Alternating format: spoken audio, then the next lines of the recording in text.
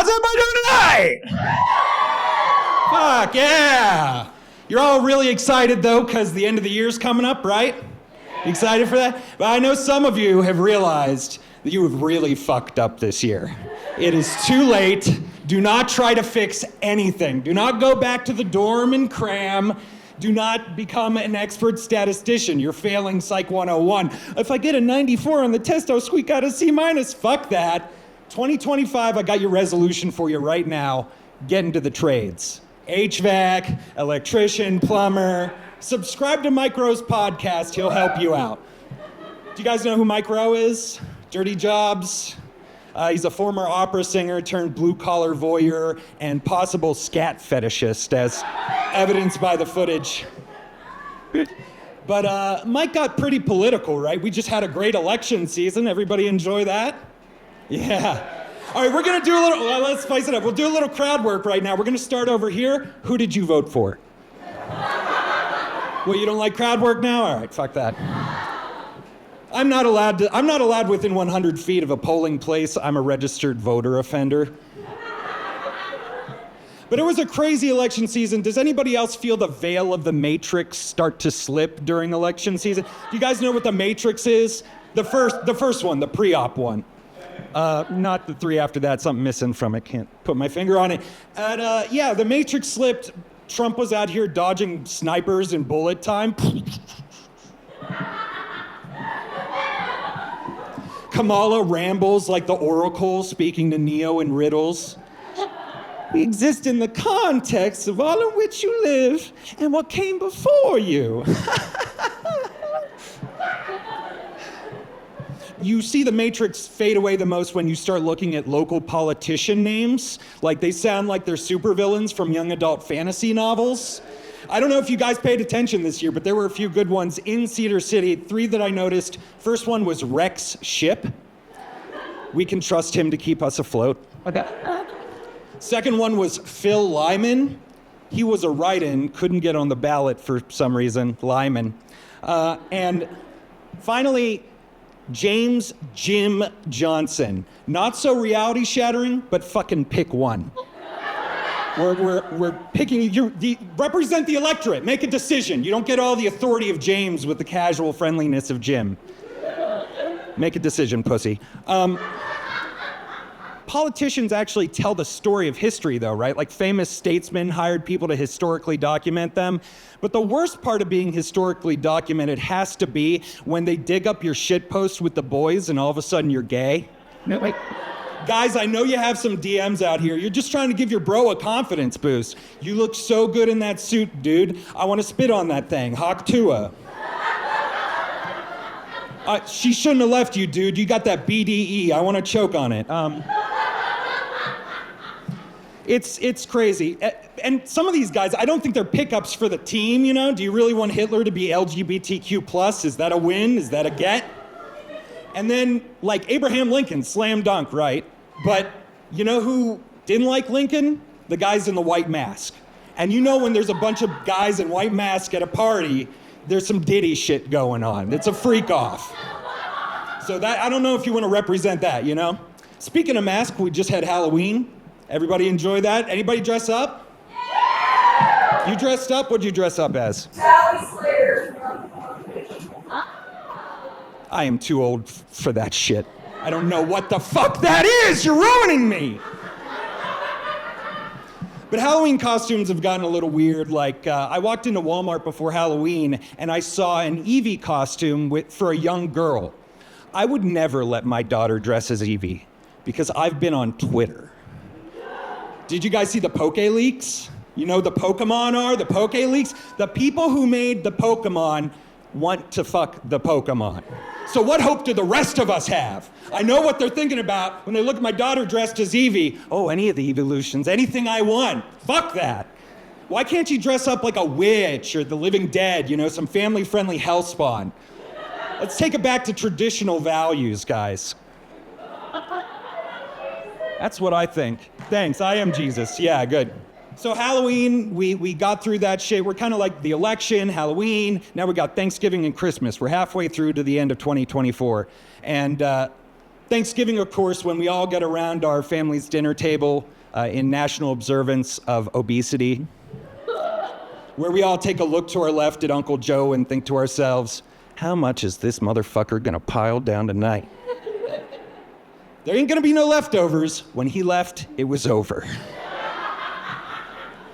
Uncle Joe was my dad. He's dead. These motherfuckers laugh the hardest every time I say my dad is fucking dead, and it's pissing me off. I'm gonna file some fucking reports. Don't talk to me right now. But now I'm Uncle Jake, and I share a similar philosophy to the old man. God help you if you bring a non-gelatinous salad to Thanksgiving. I know that every other day of the year as a health-literate adult, I need to be cramming leafy greens down my face. Fuck that, not today. Everything's gotta go down real smooth. If you burn the pie crust, I will choke to death. It's on you, Aunt Sue. My life is in your fucking hands. But yeah, Thanksgiving's great. I am fat though. Anybody else here fat? Anybody else want to admit? You're not fucking fat. What are you doing? I'm up here trying to celebrate a shared identity, and you're over here in fat face trying to appropriate my fucking culture. Prick, you're getting a report too. I am a little pissy tonight. Sorry to pick on you. I had a rough ride over here. Do you guys know if you have to tip your Uber driver if they fart in the car? Like, they just let it rip, no windows, no apology, no acknowledgement. You're just gonna fucking marinate in that shit. You want a tip? Here's a fucking tip. Do a liver cleanse. You're making the outside smell like your insides. I'm fucking sick of that. Yeah, it's gross. I learned about liver cleanses on TikTok, actually. TikTok introduced me to a lot of wild shit. It reintroduced me to Antiques Roadshow. Do you guys remember Antiques Roadshow? Basically, grandma takes her shit on and gets it appraised for a lot of money, and I think it's doing a great job of preparing us for a world without Social Security income. Who needs SSI? Well, I'm a millennial. I got like a 50-50 chance. The rest of you, you're not getting anything. Nothing. SSI, fuck that, right? Like, grandma, what would you rather do? Try to figure out how to live on $1,500 a month for the rest of your life? Or find a Monet in a Goodwill? Old people are freeloading, essentially. What they should be doing is getting out in the thrift shops, doing the equivalent of cultural mineral refinery, finding rare pieces of Tiffany glass, taking them on roadshow, getting them appraised for a lot of money, taking out insurance against that appraisal, taking out a loan against that insurance, buying a beach home that they cannot afford to take care of, hiring a meth head pool boy who steals the Tiffany glass, you cash out on the insurance. This is America, people! USA! I fucking love Roadshow. But TikTok also introduced me to magnet fishing. Have you guys seen magnet fishing videos? I think it's kind of fucked up though. I think it's bad for the environment, you know? They're disrupting the murder weapons in their natural habitat. Environmentalists use those guns to track the migrational patterns of murders across the United States. It's a delicate balance. Leave it how you found it. Speaking of delicate balances, guys, do you ever get a errant ball? Like one of them just starts acting up, misbehaving? It hurts. They start going around each other. It's like you got your underwear on backwards, you don't know what the fuck's going on. All of a sudden they're like twins that don't respect you, but you have to take care of them. They're running around. Get back here, Terrence! Lawrence is the other one's name. And it sucks because it hurts really bad. You want to see if you put on your underwear backwards, but you're also trying to not catch a public indecency charge at the same time. Like, you're just thinking, like, where's the nearest dumpster? I gotta run behind it and start reaching down my pants and feeling around. That's exactly how you catch that case. You cannot go behind the dumpster. Don't do it. And women, you do, yes, it does fucking happen. Don't fight. You don't know my struggle. What is with? You're getting a fucking report.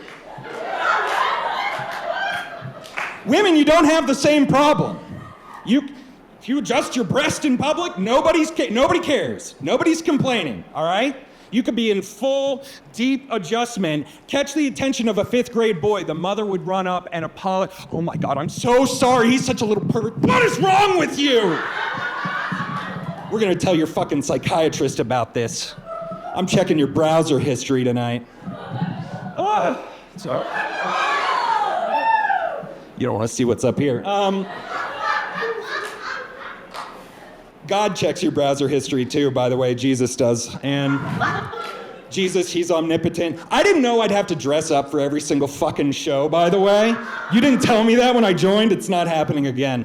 But I do, other than looking like Jesus, I do have a lot of religious coincidence in my life. My name is Jacob, and I dated both a Rachel and a Leah growing up. Now, some of you get it, but for those of you who don't, it's time to crack the fucking books. And I ain't talking about your textbooks. I'm talking about the good Lord, the good word. Get right with God, because finals are coming up, and I ain't talking about your classes. Amen!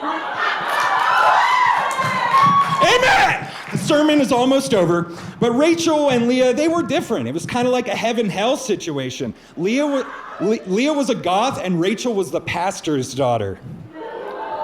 Leah was into, Hot Topic and Marilyn Manson. Rachel was into her classes and puffy sweaters. Leah took me out into the woods after school one day and helped me become a man. Rachel was a lesbian. Thank you. Thank you, everybody. And big thanks to Thin Line for letting me come up every week and test this shit out. It wouldn't be any good without them, so thank you. Another round of applause for Jake. Yeah, and Jesus.